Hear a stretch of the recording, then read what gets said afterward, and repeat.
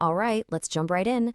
If you're applying for an Australian student visa, the Subclass 500, you're already aware of the mountain of paperwork involved. So today, we're going to zero in on one single detail that is absolutely 100% critical to getting your application over the line. Think about it. You've got your acceptance letter, you've sorted your proof of funds, your personal statement is perfect. But is your application really complete?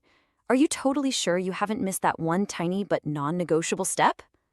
Well, there's one piece of this whole puzzle that the Department of Home Affairs sees as totally make or break.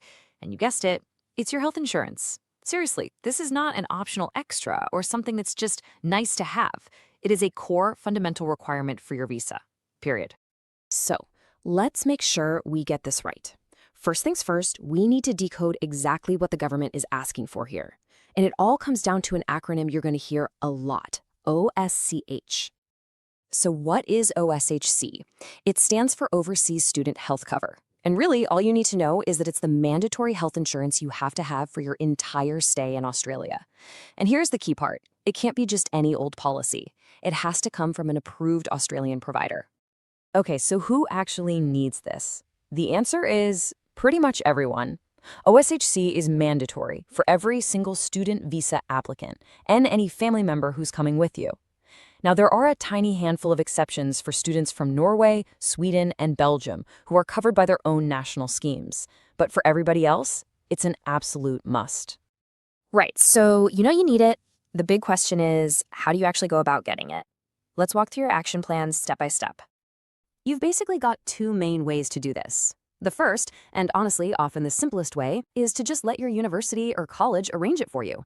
They'll handle the details and put the proof right there on your certificate of enrollment, your COE. The other way is to arrange it yourself, and that's totally fine too. Just make sure you have that policy number handy when it's time to fill out your visa application. And look, don't just take my word for how critical this is. The Department of Home Affairs says it in black and white, and I quote, "We will refuse your visa application if you don't give us this information." There's no gray area here. It's that serious. No proof, no visa.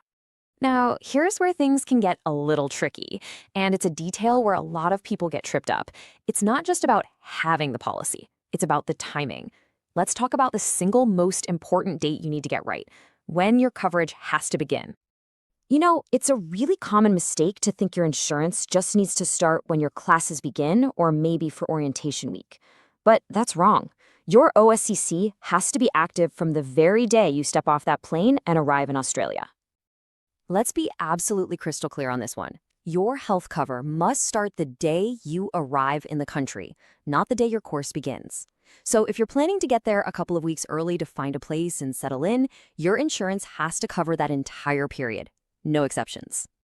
And the consequences for getting this wrong are pretty serious. You literally cannot enter Australia before your insurance policy starts.